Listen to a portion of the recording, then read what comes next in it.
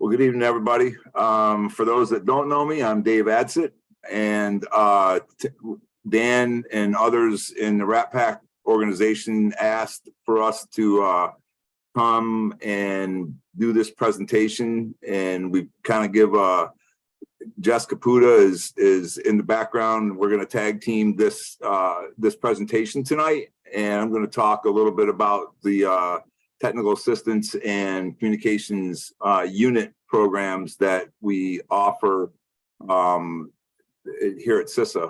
I am a CISA employee with the Emergency Communications Division. I've been with CISA since 2021, so only a couple of years. Before that, some of you might know I was the spectrum manager for a long time at FEMA, and I found the door out, so I took it. But no, it was a great career at FEMA.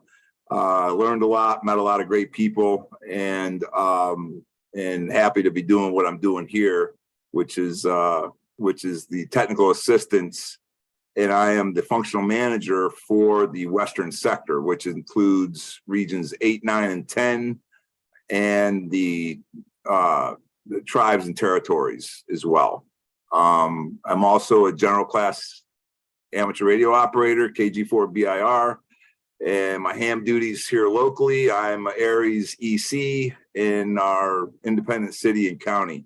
And I get into some other stuff at the hospital with the regional network and things like that.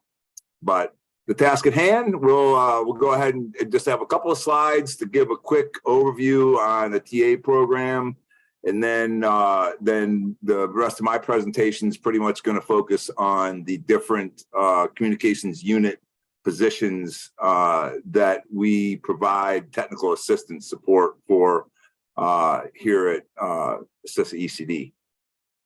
Next slide, please. I think that's just yeah, so you can bump to the next one as well. TA resources. Okay, so this one here, the Interoperable Communications Technical Assistance Program, or as we refer to ICTAP, serves all states and territories and provides direct support to state, local, and tribal emergency responders and government officials through the development and delivery of training, tools, and on-site assistance to advance public safety interoperable communications capabilities. We're just coming out with our new, it hasn't come out yet, but it will soon, technical assistance. It used to be called the TA catalog, I think, and now we changed it and it's called TA SOG, or the TA service offerings guide. Same kind of material. We've enhanced it a little bit, but the big thing here is that it's a new evergreen document, and it gives us the ability to change it more rapidly than once a year when we update the technical assistance offerings. And with that guide, requests for TAs are no longer tied to a fiscal year or limited in number of requests made by states or territories. CISA TA offerings are provided to all states and territories and Native American and Alaska Native tribes at no cost. There are no submission deadlines that must be met. When a TA is identified, a TA request may be submitted at any time throughout the year to meet interoperability requirements. Next slide. Whoops. Okay, some TA resources. CISA services are supported by federal funding and are provided again at no cost. You see it's underlined because it really is no cost to the state or territory or tribe for us to provide this these technical assistance. Funds are limited, and CISA, in collaboration with requesters, will prioritize which requests can be accepted and which may have to be deferred. Which is why the request needs to go through your statewide interoperability coordinator, or as we call SWIC, agency points of contact, or the tribal leaders. And there's forms here that you can see. Obviously the TA technical service offerings guide, The TA request form is a couple of pages to fill out and is generally submitted by one of these three people or a representative thereof. And it comes to CISA and we staff it. And, if it gets approved, we get to work on it. And then one of the big things for program enhancement is the TA evaluation form. One that's it sounds like mundane, and it really is, but it's probably one of the hardest forms that we have of getting back after we close out a TA offering. But this is really what helps us to refine the TA offering and the program is the evaluation form. Next slide. So now we're going to get into the communications unit positions, and we're going to cover a little bit of all of the CommU positions. Next slide, Dan. So we have the CommL, or the communications unit leader, the communications technician, the incident communications center manager, or INCM, the incident tactical dispatcher, or INTD, RADO, or radio operator, AUXC, auxiliary communicator, which most of you are probably most familiar with, and the technical specialist, the THSP. Next slide.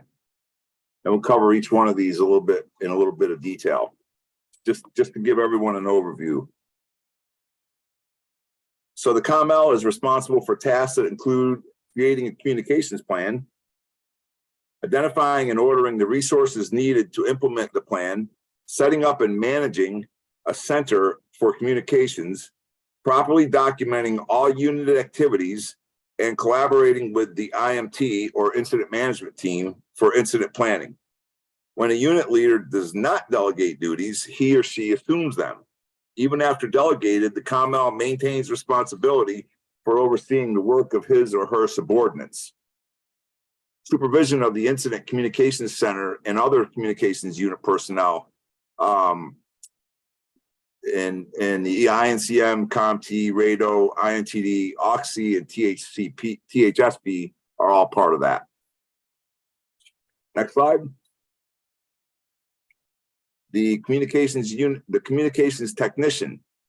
CommTs are responsible for supporting the technical aspects of the communications equipment, including providing guidance support to the CommL in developing communications plan, assessing or determining radio system coverage requirements or capabilities, installing, testing, and troubleshooting communications equipment and systems, programming or verifying programming of radio equipment, managing portable repeater deployment, maintaining or repairing equipment, managing cache equipment, batteries, and gateways, distributing and tracking equipment, resolving interference issues, training users on equipment, and assisting the CommL in the development of the ICS Form 205.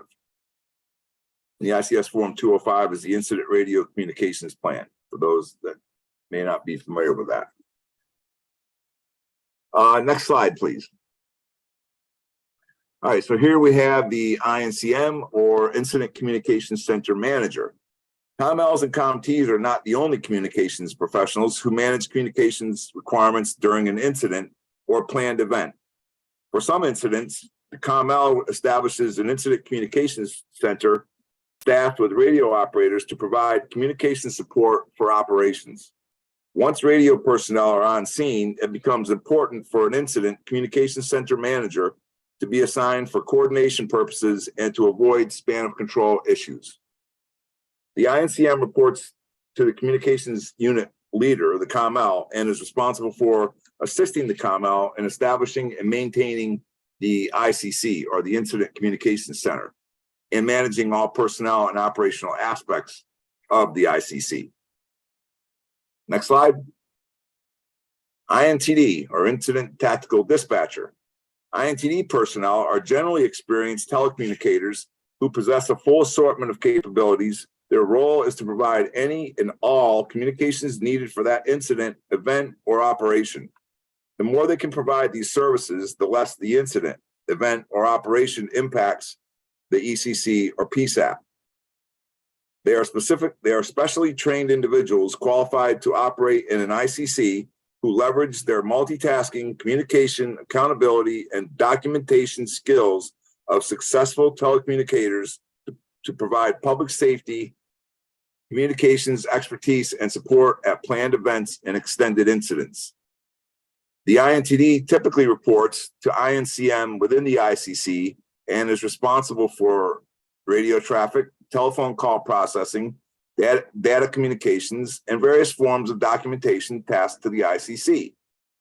Providing dedicated support to field personnel on a given incident, event, or operation to the exclusion of day-to-day responsibilities.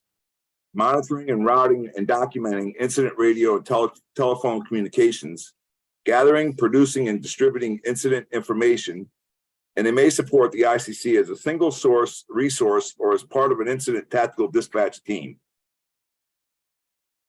Next slide. RADO. Radio operator. The all hazards RADO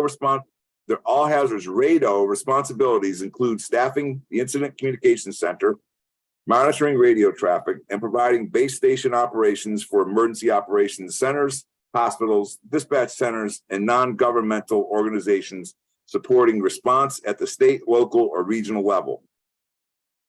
The RADO typically reports to INCM within the ICC and is responsible for radio traffic, telephone call processing, data communications, and various forms of documentation tasked to the ICC. Although considered an entry-level ICS position, efficient and effective RADOs can be vital for proper ICC operation. They provide base station operations, monitor and route and document incident radio and telephone communications, gather, produce, and distribute incident information, ensure the commu documentation is complete and properly filed, participate in commu activities. Next slide.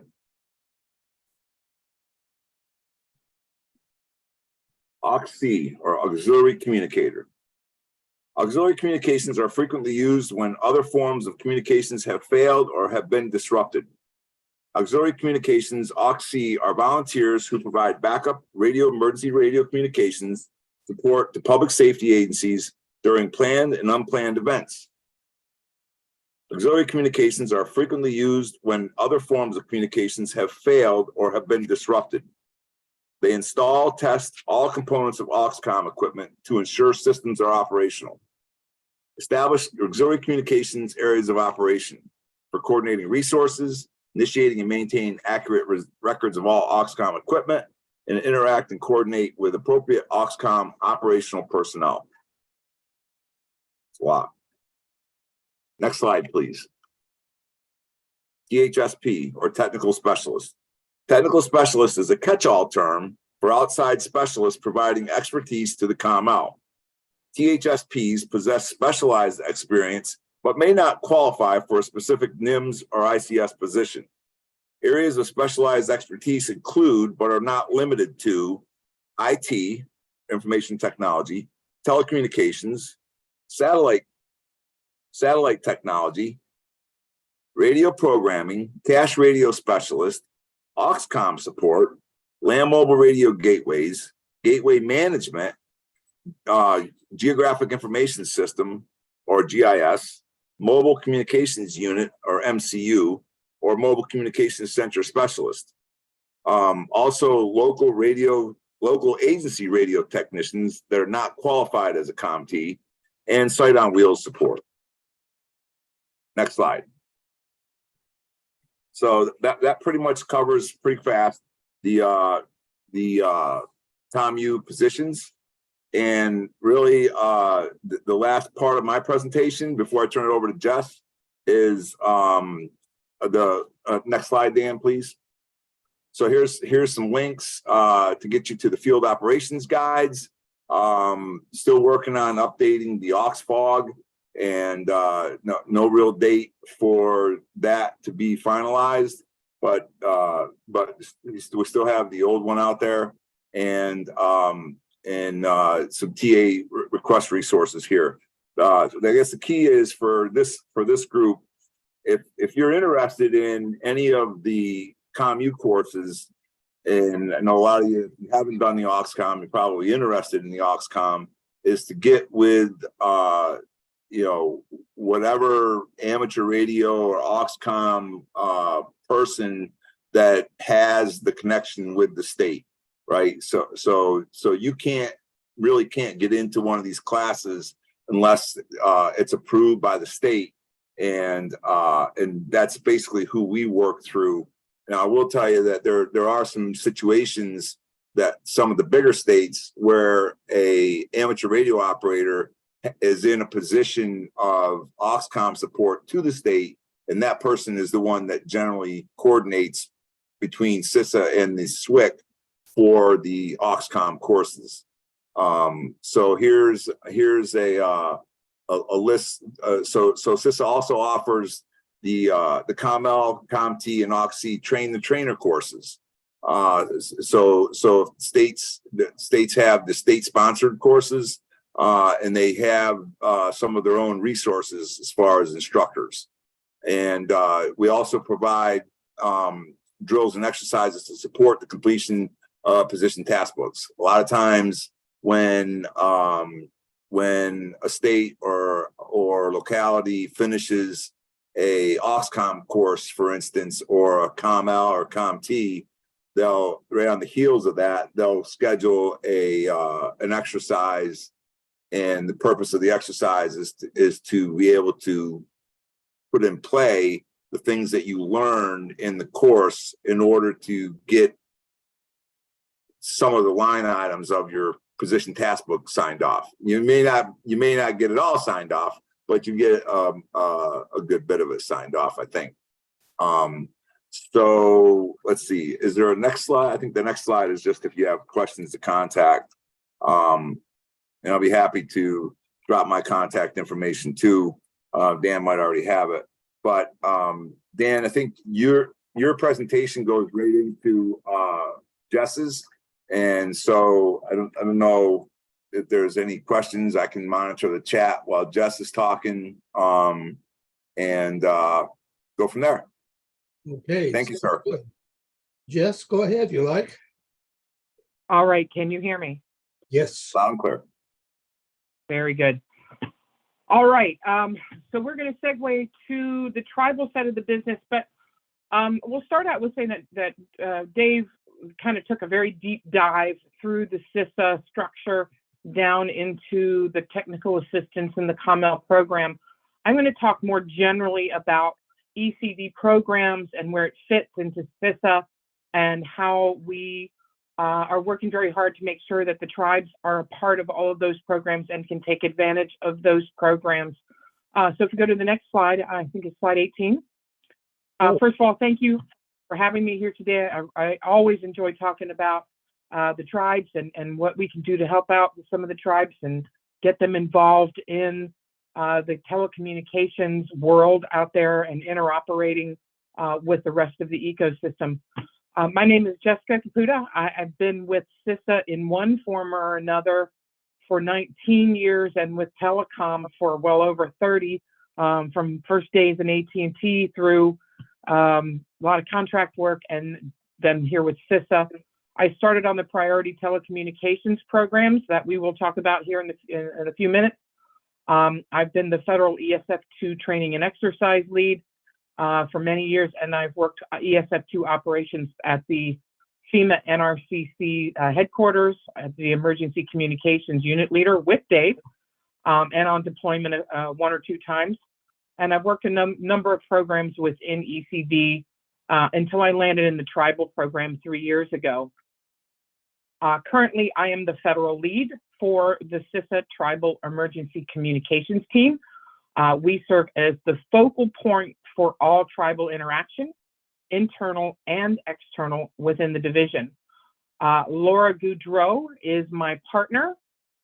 She came on board not too long ago from FEMA Region 10, where she was the Regional Emergency Communications Coordinator. Some of you may know her. She's been around and been everywhere. She had a lot of tribal experience and a lot of contacts that she brought with her and is a fantastic asset to the team. We've also got a very robust and experienced contract team. So we've got resources and we have time. We also have money to travel. So we are out there doing our best to get the tribes involved in the National Emergency Communications Plan and all of the things that we're trying to accomplish with it. Next slide, please. So what is the Tribal Emergency Communications Team? We are the single point of contact for, well, not the single, but the central point of contact for the tribal government public safety communicators. Externally, our job is to reach out to tribes and bring them equal access to ECD programs, technical assistance, and services on a sovereign government to sovereign government basis. One of the things that Dave was talking about is this, people who live in Nebraska can go through their state SWIC to get access to our programs. Because these tribes are sovereign, they can come to us directly without having to go through the state or any other government agency to get to us. So it's a really wonderful thing that's fairly new, and we're very, very pleased with it. There are also no limits. So they are no longer limited by the state by the number of TAs that they can do in a particular year or so on. So again, externally, we attend a lot of forums like this one, public safety communication centric groups, conferences, state and regional groups, and direct engagement. Now, while the tribes can learn of our programs and services, we are also out there learning about the needs and capabilities of an individual tribes. And we try to tailor our programs to build or improve their operable and interoperable communications capabilities. Next week, Laura and I are headed to the Region 9 Tribal Summit. We've also got the Bureau of Indian Affairs Partners in Action meeting up in Region 5, Minneapolis. There is the Intertribal Emergency Management Council in Oklahoma coming up, and the National Tribal Emergency Management Council or Coalition up in Puyallup, Washington. And we've also got Alaska Federation of Natives, there's all kinds of things that we're going to. Getting the ECD word out there, making sure that the tribes know that they have access to these programs, just like all the rest of our stakeholders. Next slide, please. So internally, our job is to advocate for tribes within CISA, DHS, and the federal government in general by ensuring that tribal requirements are heard and included in the development of national policy, like the National Emergency Communications Plan. We make sure that they have equal access to funding and sustainment programs. We help them build capacity by coordinating with other federal, state, and local and industry partners in their area. And we make sure that they can participate as members of subject matter groups such as EmCOMM and other forums, so they understand what some of the best practices are. They can share their own lessons learned and so on and so forth with their public safety peers. Next slide, please. So support to tribes. Mr. Adsit focused on the ECD Technical Assistance Program and the Communications Unit and training programs, and he did talk about the service offering guide. That guide, I hope you guys get a chance to look at, but it is chock full of cool stuff. We have training programs. Let me get started at the beginning. I'm going to back up and we'll talk about that more in depth in just a few minutes. We also have priority services. We provide governance support, partnership coordination, information and resource sharing, and operational support. We also support the federal ESF2 mission, which is not listed here. In fact, I actually met Dave and Laura on an ESF2 operations mission for an exercise up in Region 10. But we have a whole lot of people that are subject matter experts that we send out. We have a couple of folks out in Guam right now helping with the tropical storm that they had out there. Next slide.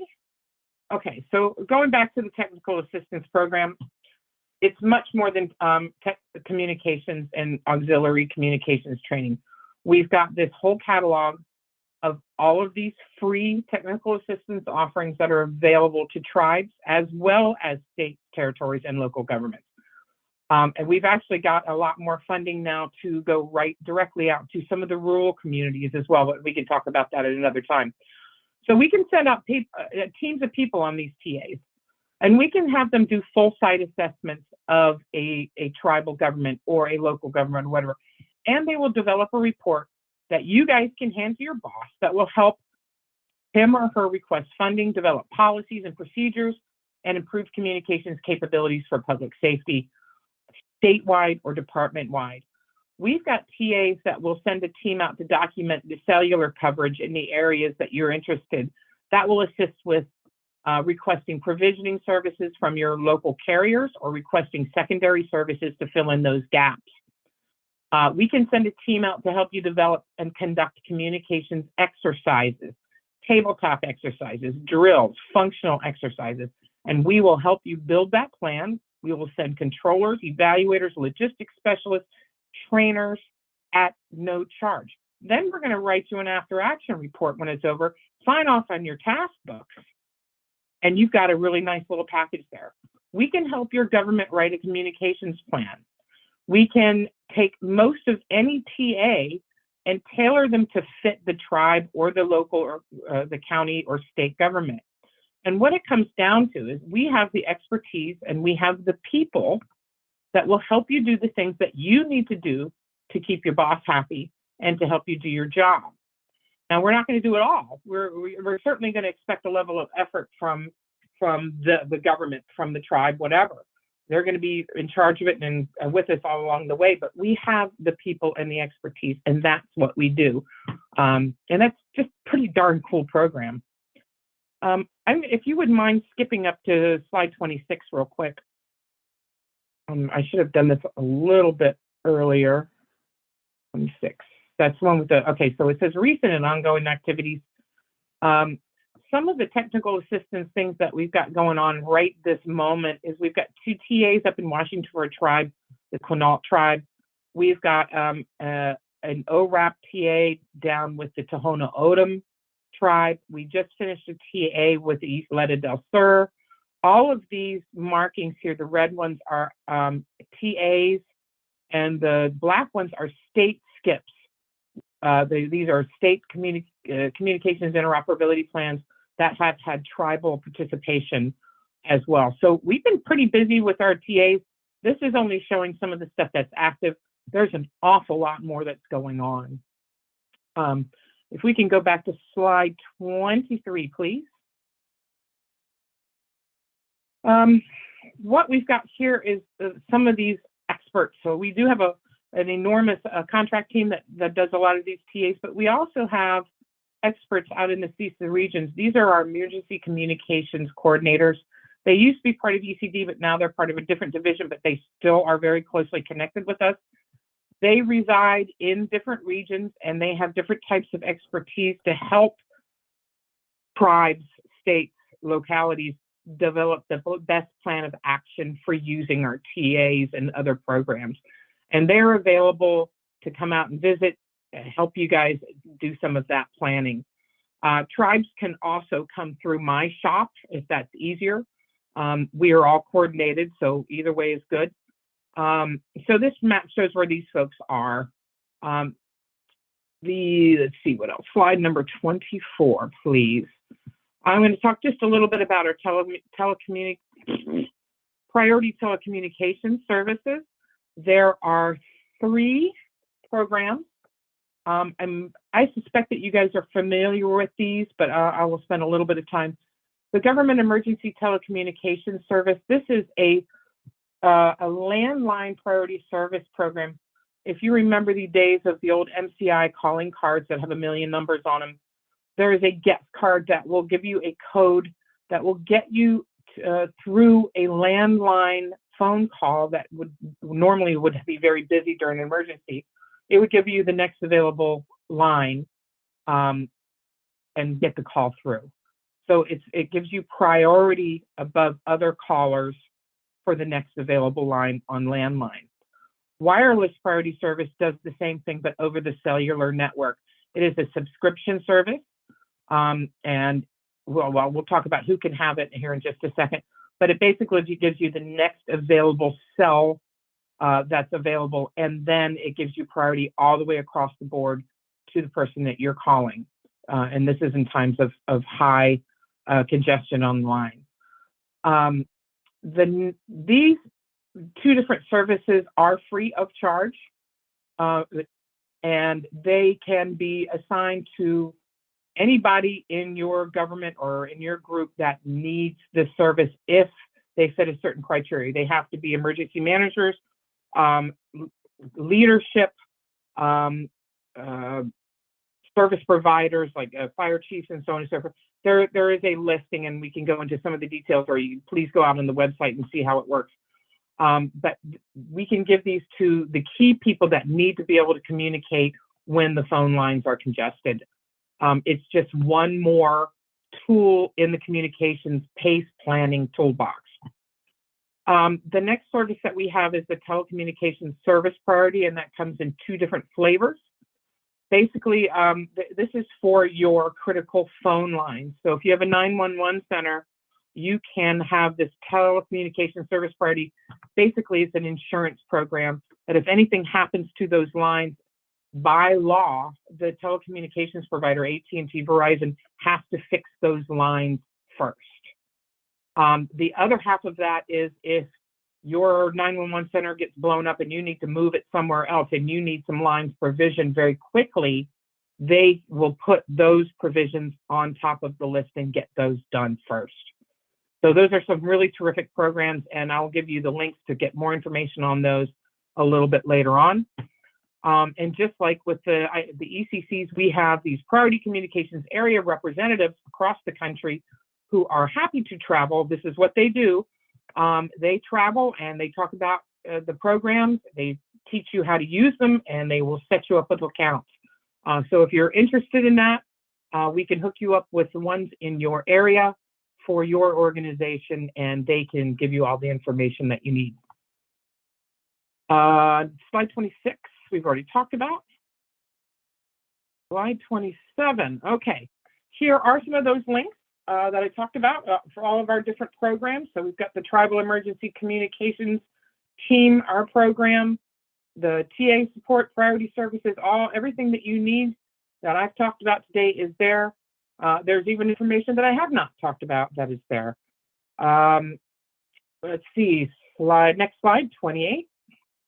This is my contact information and Laura's contact information.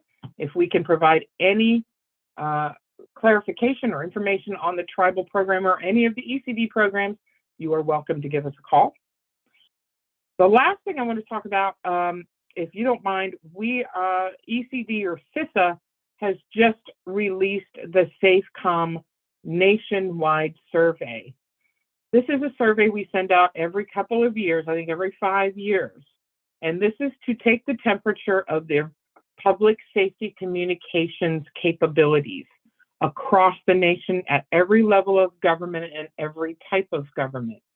But what we want to hear from are the fire companies, the police departments, the 911 centers, the down and dirty operators of the systems themselves. So if you work for a fire department or if you work for a police department, your department needs to take this survey. What we do with this information is it informs the National Emergency Communications Plan for the next 5 years, and that drives national policy. We find that a large number of tribes need support, and they need a lot of work, but we don't hear from them. So we're hoping we can get the word out so the tribes participated. The more information we have, the more we can work with. So for example, if we find that a large number of tribes write back and that they need support building operable 911 centers with working location services and staffing to fit the dispatch positions, the findings from this report can steer our policy to perhaps get funding to close some of those gaps. Or it can spur ECD to develop technical assistance programs for tribes or localities that currently don't exist. So the more feedback we get from all of these municipalities and tribes and all of our public safety services, the more reliable and compelling that data will be. So who should take the survey? Again, down to the police departments. I hope I've got a list here. Hang on. The IT shops, PSAP shops. Let's see who else. Emergency medical services, emergency operations centers, and so on and so forth. So in this case, we will not use any department names or individual names. We are only going to be using aggregate data. And we will also not be using this data to compare one municipality against another. It's all for aggregate. Next slide. This is the link for the SNS survey and for more information. And lastly, next slide. This is the last of my sales pitch.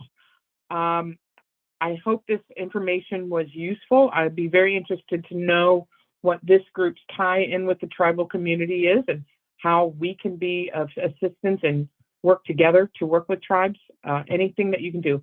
And if there are any questions, I'll be glad to answer them. Woo! Okay. Okay, David, are you there? Yes, sir. Okay. I don't see hands up this yet. Are there anything? This is a quiet bunch. Yeah, it is. There's something in the chat, Ken. Look in chat. Okay, go ahead, Barry. You want to go ahead and say your question, Steve? Yes, I just please describe my name's Steve Waterman, and thank you very much for being here. We have a small crowd, but when this gets on YouTube, life changes. So thank you very much, both of you. I would like you to describe the difference. Excuse me.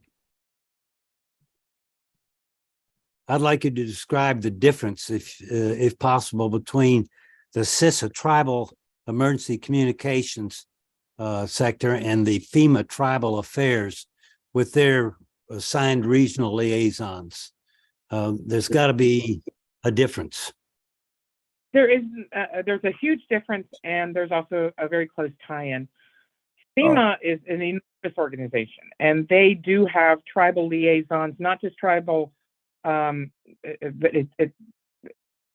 just tribal affairs, but they've got a lot of policy and grants and so on and so forth. They are located in every FEMA region.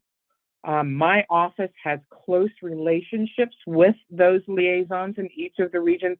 We have especially close relationships with Region 9, Region 10, Region 5. We are different. They are an operational agency and they can bring in emergency assets. We bring in expertise and planning. So we are complementary to each other and work very, very closely together. Well, thank you very much. I thought that needed to be, that distinction needed to be made, that CISA is advisory and educational, where FEMA is operational and activates when requested. And when FEMA activates, we do send personnel to work under mission assignment with FEMA. Sure. But I appreciate that question, Mr. Waterman. I believe you and I have talked before through the Region 10 RECWIG. Possibly. I know Laura and Chris White and those people, and I serve on their OXCOM committee, and it's a great place to be. Yes, sir. Boy, don't we get his head big. We have to put up with him. Are there any more questions out there? How are we doing, Barry? Nothing else in chat. I do have a question, though. Do you do anything with the Seminole or Miccosukee tribes in Florida? I have worked with the Seminole, not very much. We've worked with them with the priority services programs. And Laura and I have recently produced a video, a YouTube video through the Seminole Indian Native Learning Center. Basically the same presentation I just gave you. It is available out on YouTube. If you look under the Tribal Native Learning Center, you will see it out there. Okay. The lead communicator that I worked with out there before, I think he had some health problems and left, and I have not reestablished contact.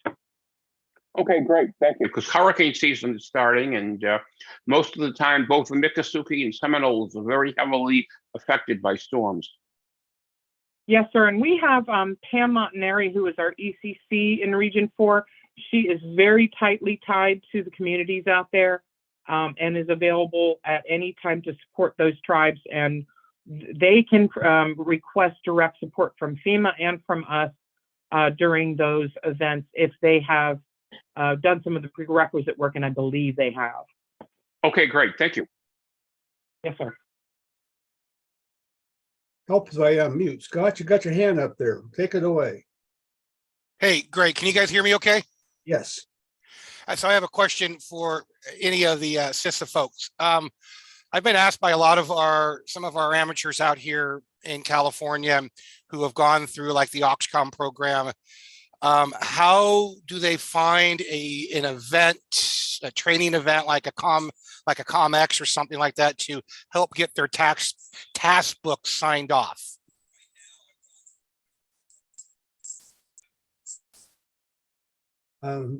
Jessica or David? You got it, Dave. Yeah, so my best guess would be to contact the state, because the state's the one that requests the exercise. So you're the EmCOMM point of contact for your state, if your state has one, and I know at least I think in Northern California they have one. But that would be the place where I would go for that information. I mean, you know, it's probably in our database somewhere as if there's an open TA for it. But if you want specific information for your own state, I would say that your best bet would be to contact your EmCOMM point of contact or your SWIC. Yeah, and I've been in contact with them, and it's just I don't get a lot of answers, and I just didn't know if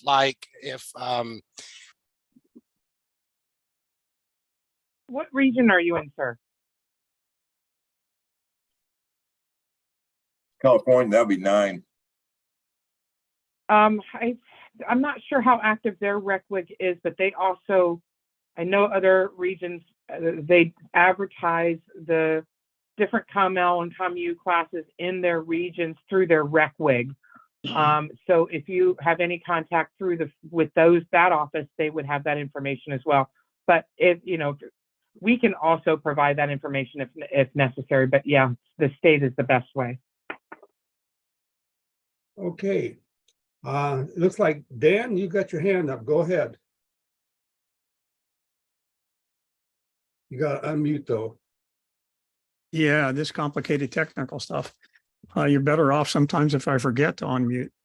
For Scott, you probably want to start with your local mutual aid region, Cal OES ACS CRU representative, and go through them to find out about opportunities to get your task books signed off on.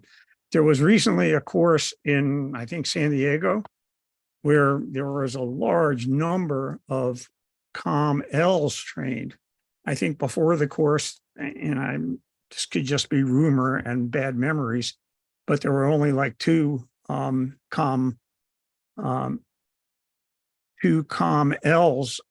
for the state. I think one for CAL FIRE and one for Cal OES.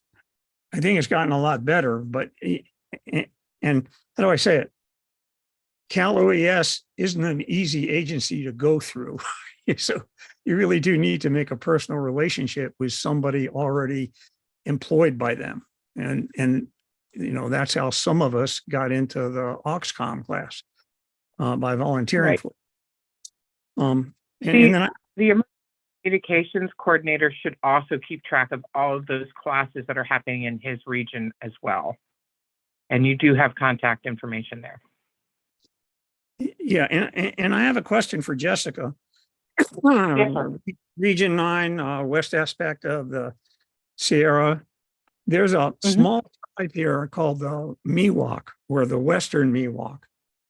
And they're fully recognized by the National Park Service. And in fact, it plays a significant part of the cultural values that Yosemite is there to preserve.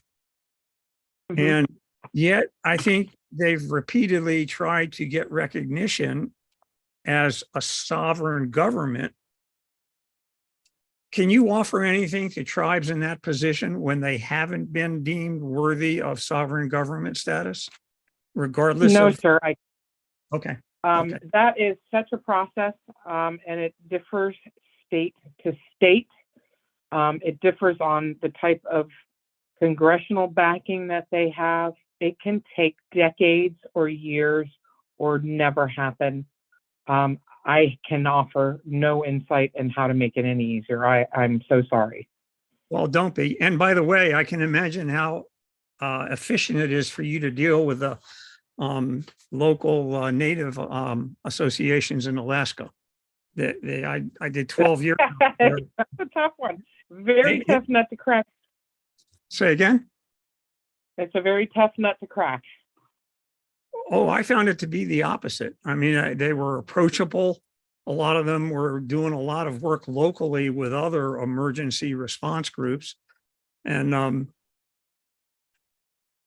okay, I'll shut up now, given what you just said.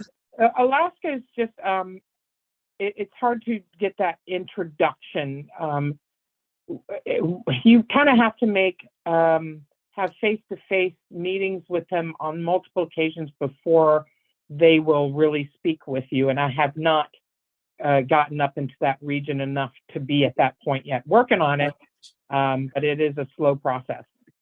Yeah, there's a phrase for visiting government officials up where we were all Chichacos till we were there for a decade and did a couple things. Yes, sir. And then they would talk to us. So one last question is, would WPS be available for a failover access for communications for a CISA shares RMS station that uses Starlink as the primary? But they just rolled out last week, 2 weeks ago here, a Verizon form that actually turned out to be less expensive than having both of our cell phones on their highest end form. And it's better than DSL was when we were forced to use that before we could get Starlink. If you have a dial tone for a landline and you have cell service, that UPS would be available. This would just be, it's cellular. It's just like a different cellular SIM that is used only to provide internet access inside the home. So they call it Verizon Home Internet. If it is cellular service, then WPS should work. Okay. Now, and I guess we have to go through it is Verizon. Yeah, Verizon has it. It should work. Okay. Is it possible to get to Verizon in any route other than via Cal OES?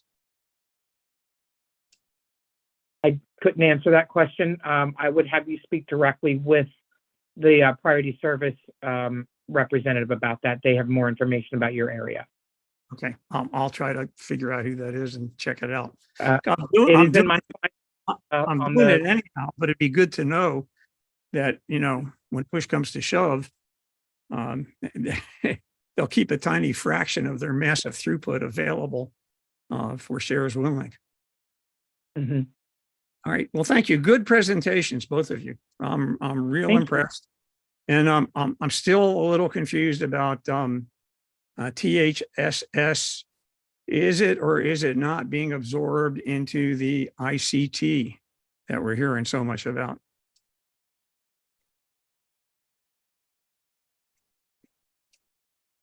I guess I asked.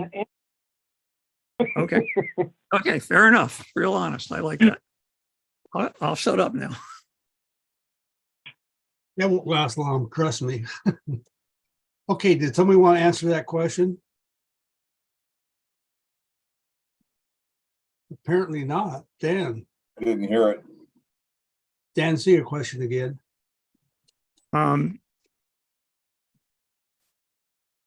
The last question Yeah, was about whether WPS would be available. No, it's No, the your other one. THSS absorbed. Oh, I don't. yeah, I'm sorry. That is. With ICT, information communications technology. It's the thing that they're apparent. It's a new NIMS branch for combining not just radio, but everything that goes into information technology and data communications. So, you know, we're not just radio operators or CommTs or CommLs, but we also network engineers and, you know, et cetera, et cetera. It's actually a new branch in NIMS, and they're rolling out webinars later this month and in July. The first two filled up like in day one. And so they set up 4 more with 100 registrations each instead of 50. And there's a really good 24-page document on SafeComm that describes ICT. And it sounds like somebody sat down and mixed up, you know, AUXCOM, CommTs, and technical specialists on all hazard incident management teams. Yeah, I can't speak logically to that. Okay, No, well, part of the THSP position. okay. got it. Sound like you asked one that couldn't be answered right off the bat. Victor, you had your hand up. Thank you and good evening. With relations to tribes and the communications aspect, I am on the state side of this whole equation. I'm getting involved in Fifth Saturday activities, or is there something about the tribal management and the tribal regulations and delegations that they're only doing their own side of things? Because we're working here to build up and support any and all local activities, civilian and or stateside and nation side. And so I'm just wondering why we're not hearing from the tribes, or if they're just not ready to take that step yet. Which state is this, sir? Washington. Yeah, I don't have the answer to that. Could I I'm not make sure if I understand it. Go ahead, Steve. try talking to Scott Dakers, whoever that asked that question, and you'll get a response. Scott Baker's, okay, got it. Thank you. All right, thank you, Steve. Yeah, I John- just didn't know if it was a national thing or if it was just a local thing. So thank you, yeah. All right, moving on here, Jack Lewis, break her away. Hey, good evening, everybody. Can you hear me okay? Yes. Okay, so yeah, Scott Dakers is a good one to ask. I talked to Scott on occasion. How do we get shares more integrated into what's going on in the tribal world?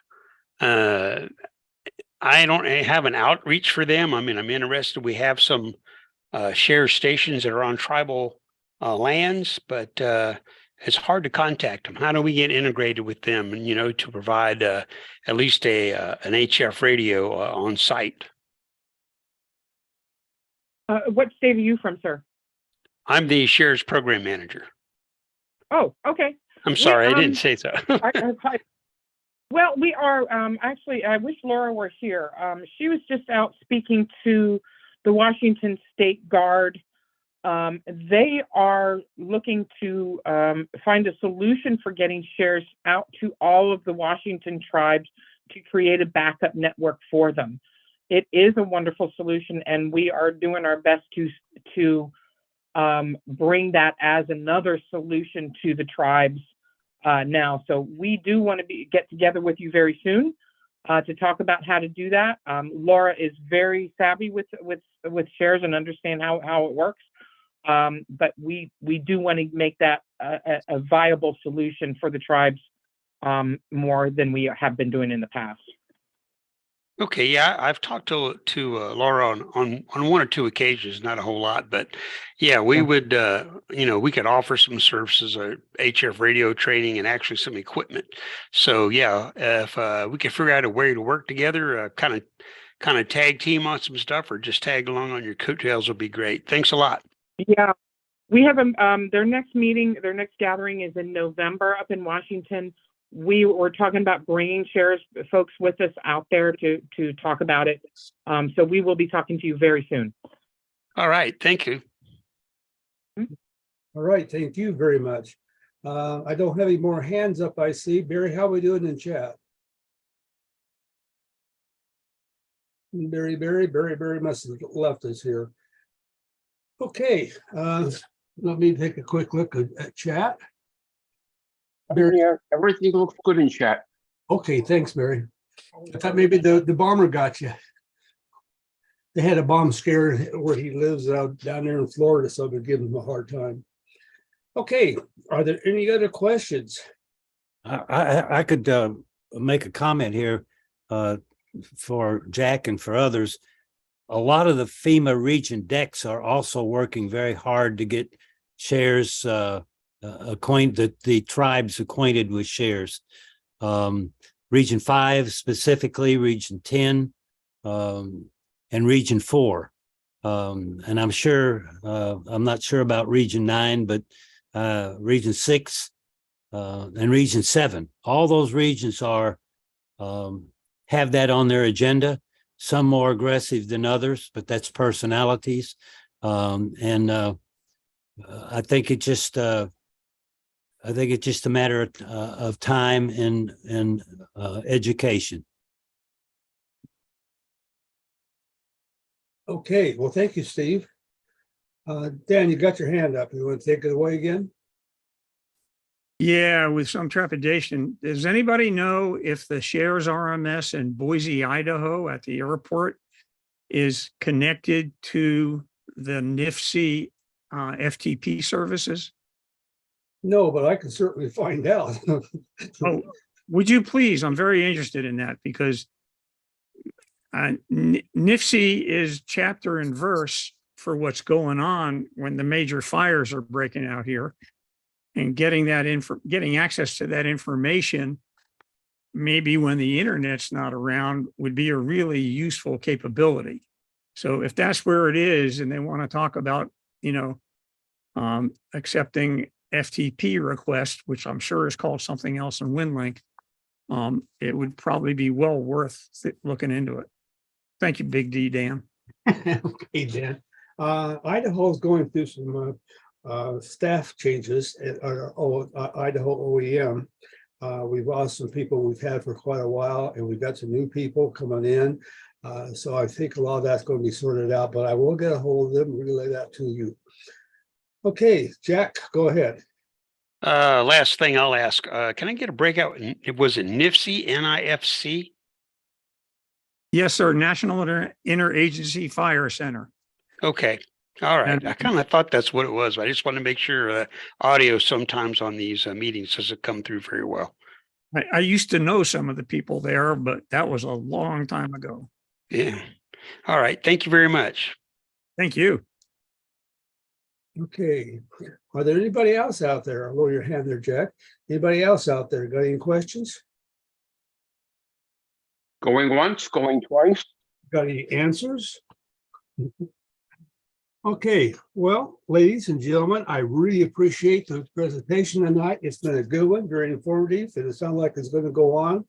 I'll be sure to get the link out there tonight and see if we can get that posted so we can get the other people that's involved with this type of stuff involved. With that, I'm going to say 73s to everyone and catch you next week.